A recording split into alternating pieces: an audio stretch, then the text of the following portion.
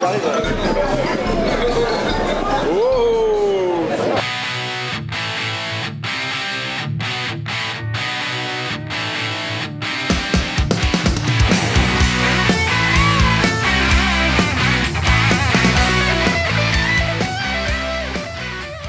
Aquad, bonjour.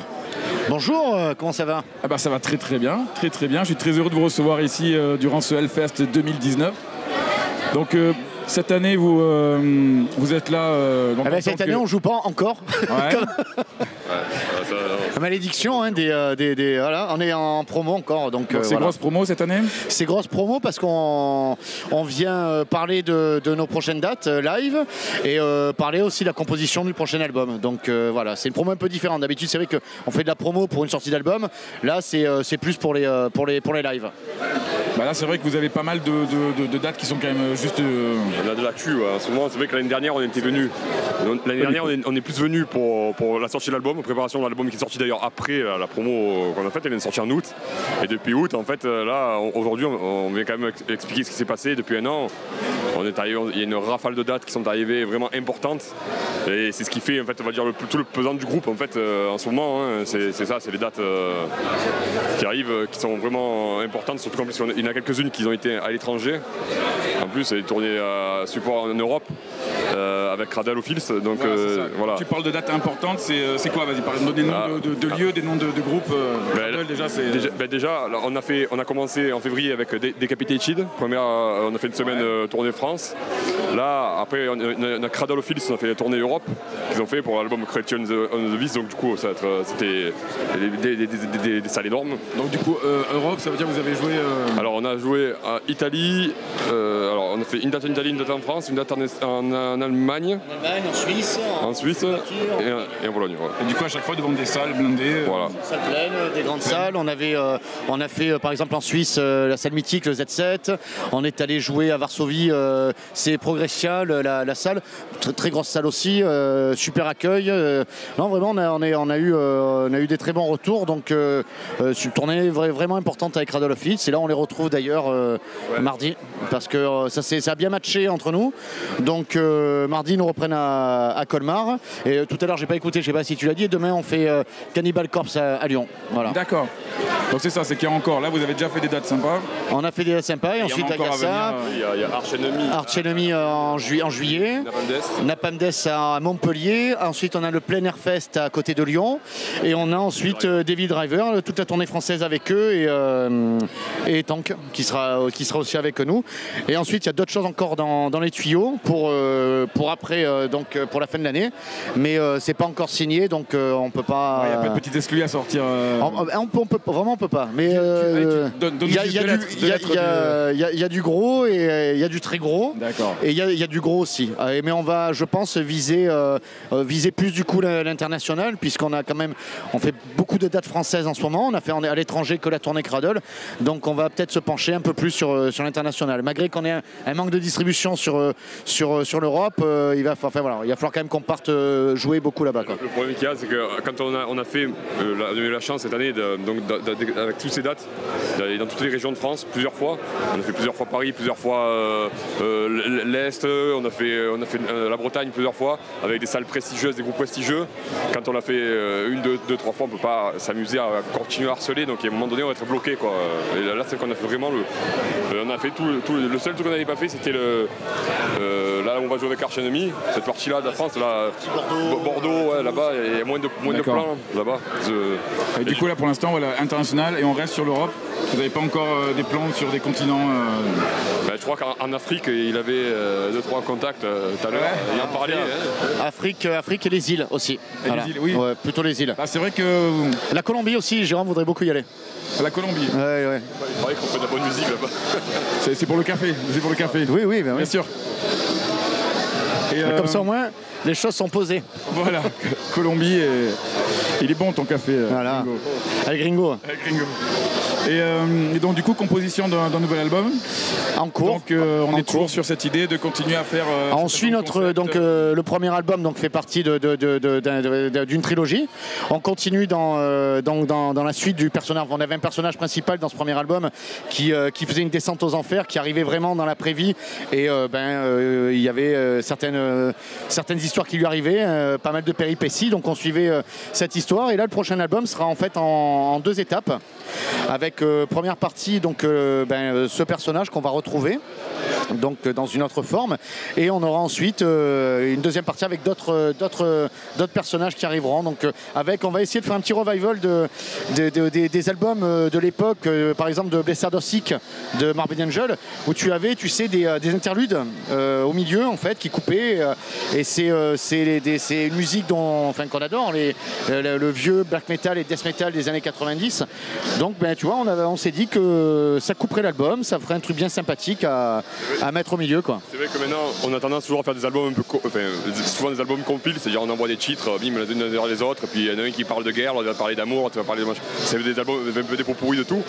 Nous on a voulu faire un truc comme il a dit pour la citer les cradles et tout, ouais, toute une ambiance en fait, toute une trame, il y a toute la partie donc musique standard mais ajouter justement ces petits éléments, nous on a ajouté pas mal de synthés variés pour vraiment colorer le tout et là on aimerait encore plus travailler sur l'ambiance que sur le côté juste voilà mais du coup les morceaux ça va être des dialogues, ça va être uniquement de la musique, ça va être non c'est la musique dans le premier album on avait déjà des petits dialogues, après on va pousser plus la chose sans trop rentrer dans le théâtral mais c'est sûr qu'il va y avoir des échanges, il y a voilà.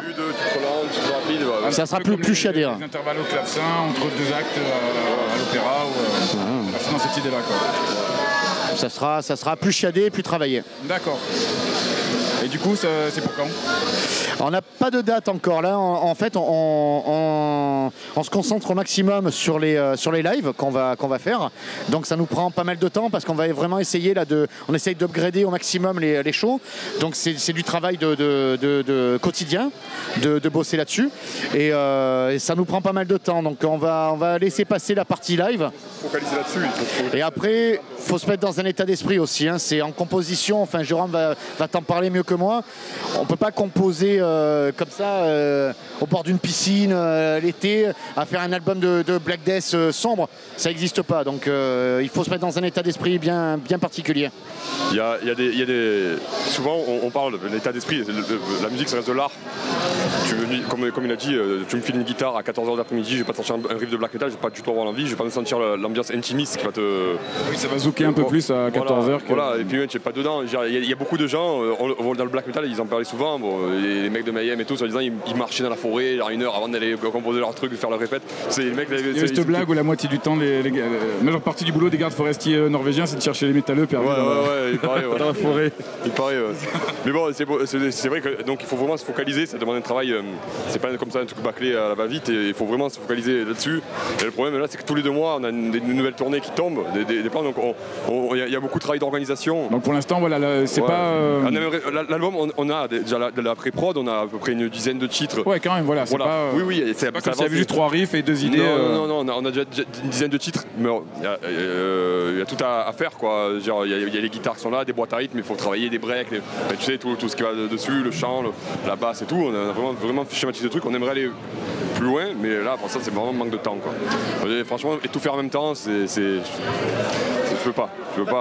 Non, il y a un moment donné. On peut tout faire en même temps, mais tu peux pas tout faire bien en même temps. Voilà, après, c'est tout faire bien, c'est ça la différence. Tu peux pas mentir 1000 fois une personne. C'est pas que composer un album, c'est pas que mécanique, quoi. Je veux dire, c'est pas juste être bon guitariste et on fait un album. Faut quand même, c'est un travail de la tête. Il faut être. Quand tu pars en tournée, là, par exemple, on a 2 guitaristes session. Là, il y en a un qui est ici. Ouais, qui est là-bas. Ouais. Il y en a Matt qui est ici. On peut l'appeler. Ouais, c'est vrai. Matt, viens nous rejoindre.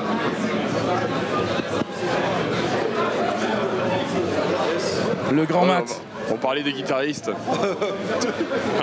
Donc il se trouve que tu en es, il me semble. Ouais. Il paraît que tu veux venir avec nous. On invite encore un invité surprise. Mon Dieu. Ouais, mais c'est pour ça, quand tu parlais de boîte à rythme tout à l'heure, je me suis dit, mais c'est pour ça que le batteur reste à distance. Pour des pré-prod, enregistrer des drums réels, faut vraiment avoir faut être équipé, quoi. Donc du coup, guitare, donc c'est toi qui fais les sessions. C'est toi qui fais les sessions pour Acode. Ouais, sur l'album et en live. Ouais, et tu fais les lives, donc tu as fait les dates avec Cradle, c'est ce qu'il m'expliquait. Donc c'est des chouettes scènes. Ouais, c'est des grands moments, ouais, carrément. Ouais, c'est des grands moments, des chouettes scènes, et puis il y a du monde, et puis c'est des belles conditions, donc c'est cop. Ouais, c'est le moyen d'envoyer du gros son. Carrément. Ça c'est intéressant. Et donc du coup toi tu as d'autres projets à côté aussi il me semble. Ouais. Voilà, et donc tu arrives à jongler avec tout ça. Ouais, jongler c'est un grand mot. D'accord. C'est un bon jongleur. C'est un très bon jongleur. Il nous fait des trucs de diabolo. Il est en train de monter un show, en fait, il arrive en monocycle sur scène, et il jongle comme ça avec des pommes. En bombant le torse, c'est la Joey de maillot, c'est bien comme ça.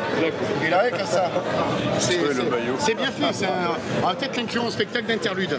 Justement, par rapport, Ah bah voilà, ouais, les fameuses interludes de l'album entre les... Bon, c'est cool. Et donc quand on va le revoir, l'interview, on va se dire comment on en est arrivé là. Pourquoi Moi j'ai une petite idée là-dessus. Tu sens que c'est le dimanche. C'est ça, c'est le dimanche. On a passé quelques litres de bière. Et donc du coup toi sur ce... Voilà, tu viens d'arriver. Donc au niveau des compositions sur la batterie, comment tu fonctionnes? Donc il me parlait de boîte à rythme, c'est toi qui les programmes. Ouais, bah en gros, tout dépend comment on travaille. Ça dépend tout dépend si Jérôme a déjà une idée de la drums. Des fois, il m'envoie des morceaux avec directement des parties de drums dessus. Ou alors sinon, bah, il m'envoie juste des riffs et moi je cale la drums. Dans tous les cas, c'est toujours moi qui finis les structures. D'accord. Voilà, je programme en gros ce que je vais jouer. Ouais. Après, on le teste quand même. Et après tu le joues en vrai. Voilà, on le teste, on voit, on réadapte. Tu pas taper sur 300 balles en même temps, faire des trucs qui soient pas physiquement... voilà. Ouais, non, mais aussi, est-ce que après, parce que c'est bien beau de le faire sur l'ordinateur, mais faut-il encore que ça fonctionne, parce que il faut le jouer, quoi. C'est ça. Et c'est en le jouant que tu vois de suite si c'est vraiment bien ce que tu as fait ou si c'est vraiment de la merde. D'accord. Et ça, il n'y a qu'en le jouant que tu le sais. Et après, ben, on peut revenir encore sur les parties ou pas, mais bon. Donc du coup, pas de date encore, mais vous pensez quoi de l'année prochaine? Vous espérez? Bon, on se donne pas vraiment, on se donne pas de date butoir. Ça va être après parce que regarde, on a pour l'instant les dernières dates d'annoncer, ça va être fin septembre, 1er octobre, la dernière. Et on a d'autres trucs en marche. Donc si après on repart encore sur peut-être 6 mois de live, ça va être compliqué de gérer les deux. Donc là, avec un détail à ne pas négliger, c'est que la date de sortie, c'est pas nous qui la choisirons, c'est le label. Donc il y a toute la démarche, on va arriver avec une pré-prod, démarcher un label, voir ce que Sony fait ou s'ils doivent les voir ailleurs. Donc à partir de là, c'est eux après qui décideront. Alors déjà, ça met 100 ans pour faire un contrat. On l'avait vu avec Sony, ça met 6 mois le truc. Donc franchement, honnêtement, voilà. Donc voilà, donc pour l'instant, pas de date. Voilà, je peux rien dire. il reste un an d'exploitation chez Sony.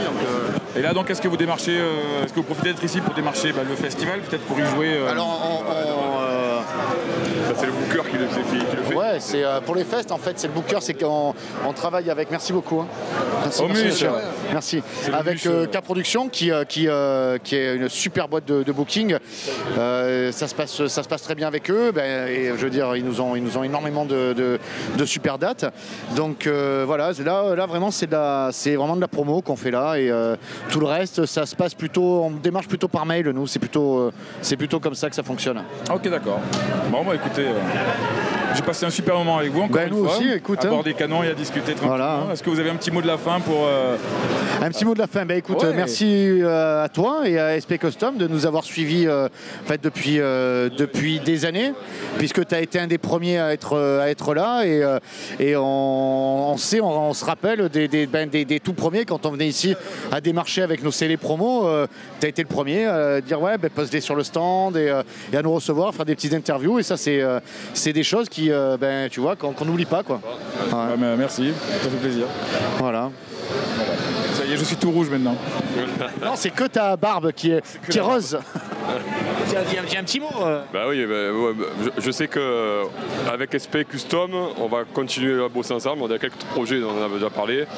Donc c'est cool qu'on continue à continuer ce partenariat et à continuer à épauler des artistes, des gens. Parce que nous, on fait de la musique, mais sans des gens comme vous, il y a un moment donné, il manque quelque chose. Donc voilà, on est tout le monde parle je te fais un petit coup de pub, mais tout le monde parle de tes micros, ils sont géniaux, c'est vrai, même des grandes marques de guitare, que je ne citerai pas les noms.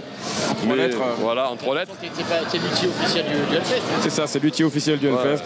Mais voilà, mais c'est important. On va changer du coup l'interview. Donc, comment on devient l'outil officiel du Hellfest Comment ça se passe avec ton équipe sur le stand là?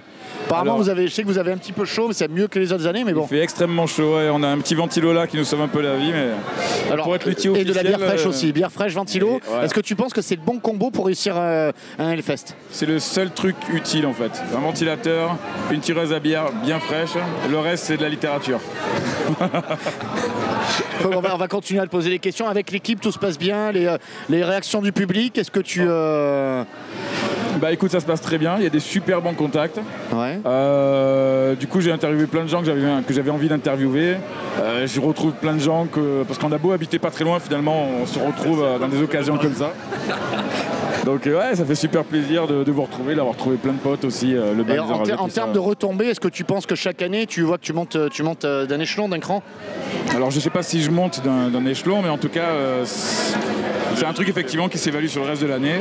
Et en termes de contact, de communication, ouais c'est très fatigant, mais c'est très parce bon. qu'en plus vous arrivez très tôt. En plus il y avait le Notfest cette année. Ouais, il y avait le stand qui était ouvert pour le Notfest. Donc en fait c'est un jour supplémentaire pour vous quoi. C'est un jour de plus et on le sent carrément passer. Ouais. Et on est arrivé dès mardi, on démonte dans la nuit, on repart demain.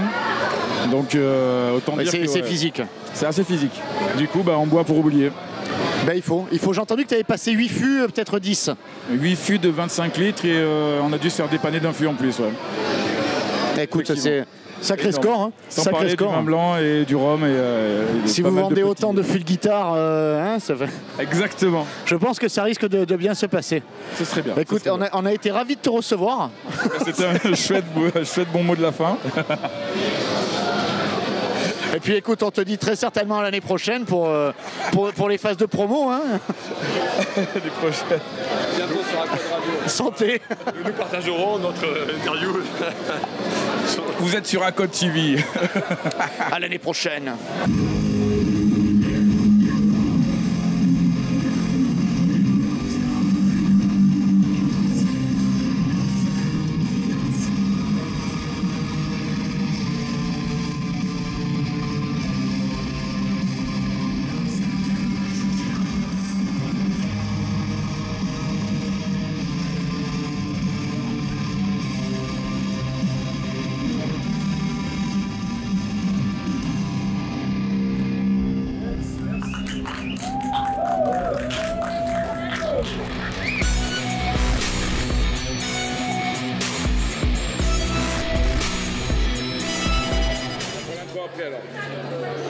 On fait l'intro quand tu veux. On trouvera une idée d'intro rigolote. Le mec il a pas jonglé quand même.